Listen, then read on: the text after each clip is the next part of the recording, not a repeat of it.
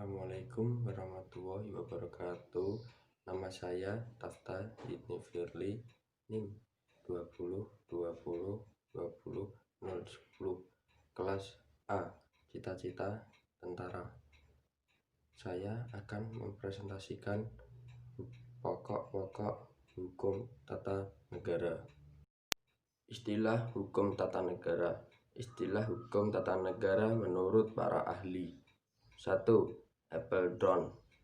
Hukum negara dalam arti sempit menunjukkan organisasi yang memegang kekuasaan pemerintahan dan batas-batas kekuasaannya. Hukum negara dalam arti luas meliputi hukum tata negara dan hukum administrasi negara. 2. Sultan. Hukum tata negara adalah hukum yang mengatur organisasi daripada negara. Legomen. Hukum tata negara adalah hukum yang mengatur organisasi negara.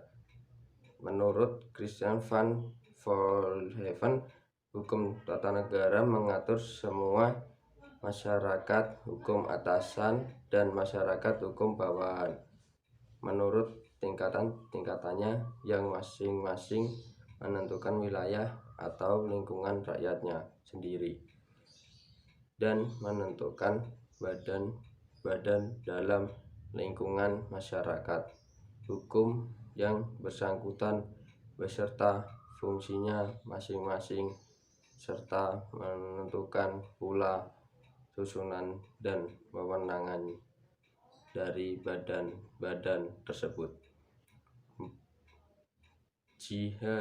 Legomen. Hukum tata negara adalah hukum yang mengatur organisasi negara. Negara adalah organisasi jabatan merupakan pengertian yuridis dan fungsi, sedangkan fungsi merupakan pengertian yang bersifat sosiologis. J.R. Stilingga. Hukum tata negara adalah hukum yang mengatur wewenang dan kewajiban alat-alat perlengkapan negara, mengatur hak dan kewajiban negara. Kusumadi Pujo Siwiwojo. Hukum tata negara adalah hukum yang mengatur bentuk negara dan bentuk pemerintahan yang menunjukkan masyarakat hukum yang atasan apapun yang bawahan beserta tingkatan-tingkatan yang selanjutnya menegaskan wilayah dan lingkungan rakyat dari masyarakat hukum itu. Pengertian hukum tata negara. Hukum tata negara merupakan cabang ilmu hukum yang membahas mengenai tata struktur kenegaraan, mekanisme hubungan antar struktur kenegaraan, serta mekanisme hubungan antara struktur negara dengan warga negara. Bentuk negara Indonesia. Menurut Konstitusi Negara Indonesia menganut bentuk negara kesatuan. Istilah lain dari negara kesatuan ini adalah state. Pada sebuah negara kesatuan, kedaulatan negara tersebut bersifat tunggal dan di dalamnya tidak terdapat negara bagian. Negara kesatuan menempatkan pemerintahan pusat sebagai otoritas tertinggi, sementara wilayah-wilayah administratif bawahnya hanya menjalankan kekuasaan yang dipilih oleh pemerintah pusat. Republik Indonesia dalam riwayatnya juga pernah menganut bentuk negara berupa federasi yang dikenal dengan sebutan Republik Indonesia Serikat RIS, atau yang dalam bahasa Belanda disebut dengan Verenigde Staten van Indonesia. Namun bentuk negara Republik Indonesia Serikat tidak berlangsung lama. Hal ini karena bentuk negara federasi memang tidak cocok dengan kondisi bangsa Indonesia dengan latar belakang yang sering sangat beragam. Bentuk pemerintahan Indonesia. Indonesia menerapkan bentuk pemerintahan Republik Konstitusional sebagai bentuk pemerintahan. Dalam Konstitusi Indonesia, Undang-Undang Dasar 1945 Pasal 1 Ayat 1 disebutkan, negara Indonesia ialah negara kesatuan yang berbentuk republik. Bentuk pemerintahan republik sebenarnya masih dapat dibedakan menjadi republik absolut, republik parlementer, dan republik konstitusional. Bentuk pemerintahan republik konstitusional yang diterapkan di Indonesia memiliki ciri pemerintahan dipegang oleh presiden sebagai kepala pemerintahan yang dibatasi oleh konstitusi. Undang-Undang Dasar Pasal 4 Ayat 1 Undang-Undang Dasar menjelaskan Presiden Republik Indonesia memegang kekuasaan pemerintahan menurut Undang-Undang Dasar.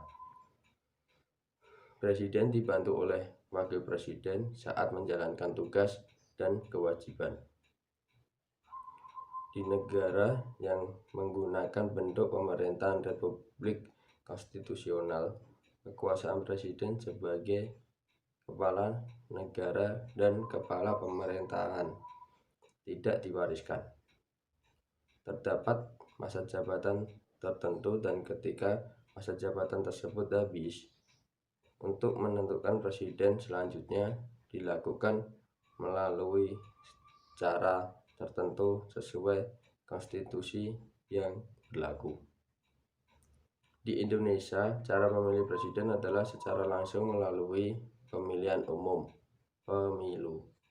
Presiden dan wakil presiden dipilih dalam satu pasangan yang diusung partai politik atau koalisi parpol. Sistem pemerintahan Indonesia. 1. Negara adalah negara yang berdasarkan atas hukum. Presiden Indonesia adalah negara yang berdasarkan hukum yang tidak berdasarkan kekuasaan belaka. Negara yang berdasarkan hukum menuntut kepada negara, pemerintahan, lembaga negara, dan seluruh warga negara Indonesia dalam melaksanakan tindakan apapun yang harus berlandaskan oleh hukum atau dapat dipertanggungjawabkan di muka umum. 2. Sistem konstitusional. Sistem ini memberikan ketegasan bahwa cara pengendalian pemerintahan dibatasi oleh konstitusi yang dengan sendirinya oleh ketentuan lain merupakan produk konstitusional seperti undang-undang. 3. Kekuasaan negara yang tertinggi di tangan rakyat. Kedaulatan berada di tangan rakyat dan dilaksanakan menurut Undang-Undang Dasar 1945, yaitu pada pasal 1 ayat 2 Undang-Undang Dasar 1945 hasil amandemen. Kedaulatan rakyat dipegang oleh Majelis Permusyawaratan Rakyat. Badan ini sebagai penjelmaan seluruh rakyat Indonesia. 4. Presiden adalah penyelenggara pemerintahan negara yang tertinggi di bawah majelis dalam menjalankan pemerintahan negara. Kekuasaan dan tanggung jawab berada di tangan presiden. Presiden tidak bertanggung jawab kepada MPR, tetapi bertanggung jawab kepada rakyat karena presiden dipilih oleh rakyat. 5. Presiden tidak bertanggung jawab kepada Dewan Perwakilan Rakyat. Presiden harus mendapat persetujuan Dewan Perwakilan Rakyat untuk membentuk undang-undang dan menetapkan anggaran, pendapatan, dan belanja negara. 6. Kementerian negara adalah membantu presiden Menteri negara tidak bertanggung jawab kepada DPR dalam melaksanakan tugas pemerintahan negara sehari-hari. Presiden dibantu oleh menteri-menteri negara yang tidak bertanggung jawab kepada DPR. 7. Kekuasaan kepala negara tidak terbatas. Meskipun kepala negara tidak bertanggung jawab kepada DPR, presiden bukanlah diktator, yaitu kekuasaan presiden tidak terbatas. Presiden tetap harus memperhatikan Dewan Perwakilan Rakyat. 8. Sistem pemerintahan presidensial.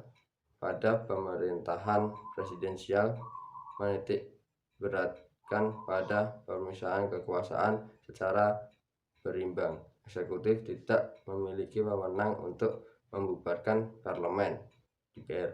Dengan kata lain, parlemen tidak dapat menjatuhkan presiden. Organisasi kekuasaan negara. Pada hakikatnya, negara disebut sebagai organisasi kekuasaan karena dilihat dari sifat-sifat negara tersebut. Dikatakan sebagai organisasi kekuasaan karena setiap negara terorganisir dan di dalamnya pasti ada kekuasaan. Kekuasaan di suatu negara terbagi 3, yang sering disebut dengan istilah trias politika. Trias politika terdiri dari kekuasaan legislatif, yaitu kekuasaan untuk membuat undang-undang, kekuasaan eksekutif, yaitu kekuasaan untuk menjalankan pemerintahan, dan kekuasaan yudikatif, yaitu kekuasaan kehakiman. Sekian presentasi dari saya. Wassalamualaikum warahmatullahi wabarakatuh.